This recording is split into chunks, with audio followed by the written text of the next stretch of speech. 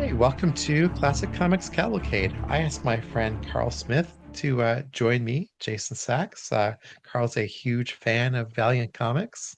Probably the comic book label that I have the most time with as an adult. So as we talk about the history, I thought it'd be fun to kind of bounce a lot of this off of you. Yeah, you've been a fan of theirs for a lot of years, right? You have Well, a lot of the original runs, I know.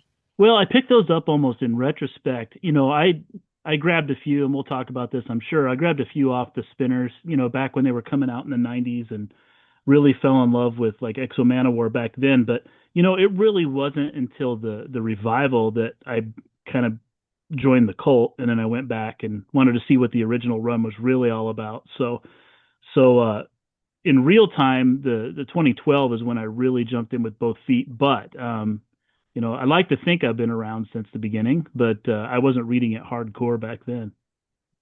I love how it really is a cult that you can join really cheap because these comics are still in Right. all the It was quarter probably a bins and wiser dollar bins. decision to wait.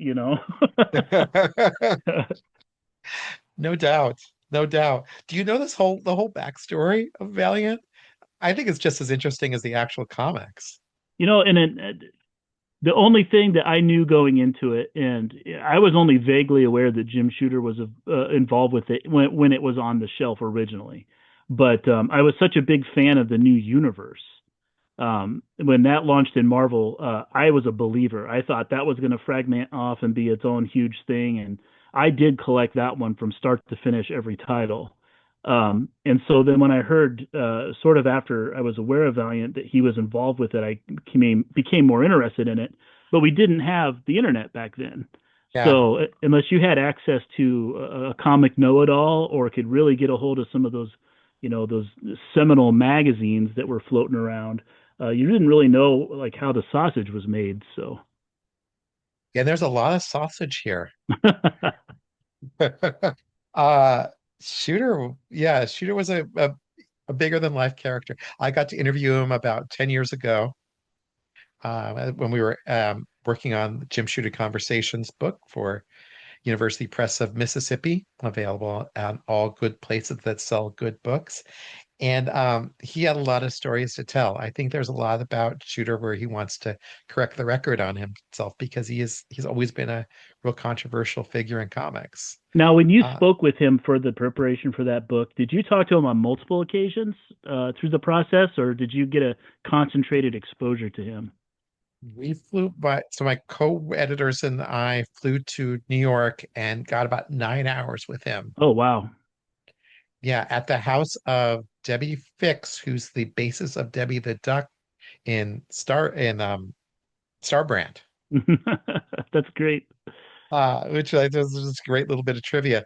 Then we drove up the Tappan Zee Bridge and went to her house, and he hosted us for like 9 hours. He just seemed so excited, so eager. That's a better word to share the story of To his get the word career. out. Yeah, because I think he feels like he has been misunderstood, and his story's been on the record. There's a 4 or 5 places where you can read it beyond my book. But there was also some questions about his veracity, right? Well, and Um, that's why I asked, is because from what I've heard from, bootleg con panels when he's actually spoke about the Valiant years and what happened at Marvel. I haven't documented it, but it seems like sometimes his story wanders a little yeah. from what I've heard previously, and I don't know if it's because of the company that's present when he's answering. Maybe there's some other personalities that are around that maybe he doesn't want to start issues with or whatever. But I was just kind of curious if you found his story to be consistent. But if you met him for 9 straight hours, then you probably got a pretty unified story. Well, so it's really interesting because it's consistent himself, which to me indicates that he really does believe these facts. That was his But perception of what happened. And let me yeah, start the story here. It's a great transition, Carl. Because let me start the story here, and then we can get into something that's an interesting kind of place of maybe minor controversy. So, as everyone, well, as many people listening to this, watching this video will know, Jim Shooter was the editor-in-chief at Marvel Comics from 1978 to 1987. He's largely responsible for saving Marvel Comics. Marvel literally would have gone out of business in the late 70s if it wasn't for the success of Star Wars and for Jim Shooter being aggressive about pushing into the direct market and then really driving fan sales. And, we can all talk about, we all know about X-Men, for example, with Claremont and Byrne and Terry Austin. That was huge. Byrne on Fantastic Four, Frank Miller on Daredevil, Michelini and Layton on Iron Man, all the other series, G.I. Joe, the Marvel Superhero Secret Wars, these massive books that would have never taken off if it wasn't for Shooter. They would have been cult books. And, he deserves all the credit for that. He helped create her own lines of comics, the Epic Comics line. He worked on the return of original art. There's a very controversial story about whether he was one of the people who kept Jack Kirby from getting his original art back, but we could do that in a separate video. Nevertheless, Shooter was really controversial with a lot of creators too. And long story short, August 15th, 1987, Shooter was fired as editor-in-chief at Marvel. And I'm not going to get into how the hows or whys of why he's fired. That's another case where Shooter's story is a little different from a lot of other people's story. But literally on the same day, it's so strange. He met this guy named Steve Masarski. And Masarski was a talent agent. And, he ran a company that represented people like Cyndi Lauper, who was Oh, very big at the time, the Allman Brothers Band. He also had connections to people like Nintendo and what was then the World Wrestling Federation, WWF. So Masarski wanted to turn his success in the license work into stage shows, and he actually got hooked up with Shooter to do a Marvel-based stage show, Spider-Man and the Night of Doom, oh my gosh. and it was rejected for various reasons. But around that time, so what I don't think it's very well known. Marvel has actually gone through two different bankruptcies. In the 80s, there but wasn't quite a bankruptcy, but Marvel was owned by a company called New World Entertainment, who had just bought Marvel from Cadence Industries, and New World was having their own financial problems. Um, According to the Wall Street Journal, the company was losing money. So there was an auction essentially to buy Marvel. This is the auction that ended up being won by the folks who bought Marvel and subsequently drove it to the success and failure in the 90s. But Shooter was part of the team that had an offer for Marvel. And this is where Shooter's story kind of breaks down because Shooter always told the story that they were the second place bidders in the auction. But Steve Masarski, speaking in this magazine, you probably have Yes. Wizard, the Valiant era. That's Where such a is good like time capsule. Oh my God. And he says, Jim always tells the story differently than I do. He always explains how we were the second highest bidder. What actually happened was that on the eve of the bidding, we ran around to everybody we heard might be bidding on the company and said, if you get the company, we are a good management team to run the company for you. And long story short, it didn't happen. The other bidders took off and made their money with Marvel. But through that whole experience, and so Shooter is telling the truth and fibbing at the same time, right? He's making himself the hero of his own story, but there's some elements of truth to it. And so someone who misunderstands it slightly will say, "Oh, he was the second place. Jim Shooter almost got his revenge." But what happened from that is Shooter and Masarsky started going around to other publishers, and they met with the publisher of Gold Key Comics. Gold Key was a company that published Disney comics and Donald Duck and things like that, but they also Donald Duck is Disney published Disney comics and Bugs Bunny and things like that. Little Lulu. Yes, and most significantly for our story, they published a few superhero comics that were original to them, including Magnus Robot Fighter and Turok Dinosaur Hunter and Solar Man of the Atom. And Shooter was able to create a relationship with the president of the company, who said, "If you ever publish your own line of comics, we will license these characters for you." Subsequently, Dark Horse tried to buy rights to the characters and were refused because the publisher had held them for Shooter. Mm. So it appears, and there was no evidence that Shooter was wrong about that. So long story short, November 1989, they get some venture capital funding. Um, Shooter began the redevelopment process with the properties, and they Shooter and his friends create a company called Valiant. Always in capital letters for some reason. Shooter demanded that always be written in capital letters. Part of Voyager Communications. Uh, Long story short is they end up creating this line. There's a whole group of staffers behind the scenes, most of which don't have comic connections. And through Masarsky, who actually became Nintendo's counsel for media and entertainment, they licensed Nintendo characters. In a And really weird way. Like, yes, yeah, tell me what you know about that. well, it just they took properties. I mean, matter of fact, wasn't one of the comic books just Game Boy? Yeah, just Yeah, called Game Boy. and they were very poorly disguised advertisements. They didn't have lore for like Legend of Zelda or Super Mario. Like there wasn't like a show Bible that they handed over. It was just you've bought the rights to use these nouns, Yeah, and it was like a Mad Lib type just generic comic book story with like the weirdest references to Nintendo games, but only Nintendo properties. and it was obvious no one had ever played these games. No, it was like old men writing. like uh, Totally, speaking of totally, and old, drawing. I want to say this before we gloss over it. So the Jim Suiter doesn't sound like just some like jilted lover that was trying to get back at the comic industry that after he lost his job. His entire life was in comics. I mean, he started writing when he was 14 uh, Yeah, for for DC though, but yeah, um, but I mean, he's been hustling and trying to be a part of comic publication his entire life, and I it's glossed over that. Yeah, yeah, and it's just it's weird because I can't think really of another comic endeavor, especially from that era of time, where the principal motivating force was a grown adult that had that much tenure in the business.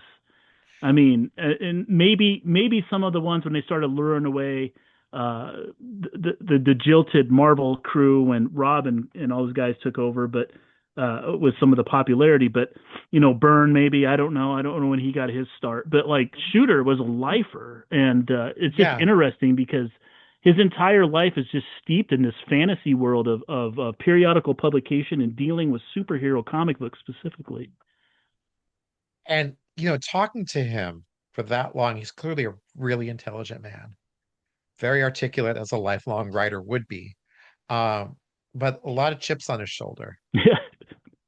Through the Uh, business, you think, just from attrition from being in the well, business that so long? he he's the youngest person who ever wrote for Pro Comics for any amount of time for any of the major publishers. Next youngest person is, as far as I can tell, was Jerry Conway, Mm. who wrote for Marvel and DC at around age 17 or 18. But Shooter was 13 when he broke into comics. And he wrote and drew like a couple of Legion of Superhero stories. They sent to Mort Weisinger, who's famously a tyrant. And Weisinger bought them.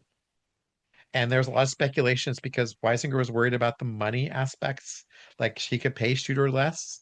And also they were already pre-drawn, so he didn't have to pay an artist to lay them out. So you just But put it straight to press, huh? my the most emblematic story about that is um Weisinger used to call Shooter every week after the Batman TV show, and he'd proceed to then berate and scream and yell at young Jim Shooter for like the next half hour. Whoever taught you you could write? Your family is going to be starving on the streets of Pittsburgh. You're never going to work for in comics again. And like he would literally call and abuse him every week, like clockwork, to the point where Shooter tells me in the book that he like when he heard the Batman theme song, he would like break out Get knives. like PTSD from it. Yeah. Um, yeah. So he was actually going to leave comics when he got to 17 or 18. He had according to me, he had a full ride scholarship to NYU. Actually did leave comics for a period of time and then went to work for an advertising company. And they got recruited to come back to DC to write new legions of superhero stories in like 74, 75. So he had a few years away from comics.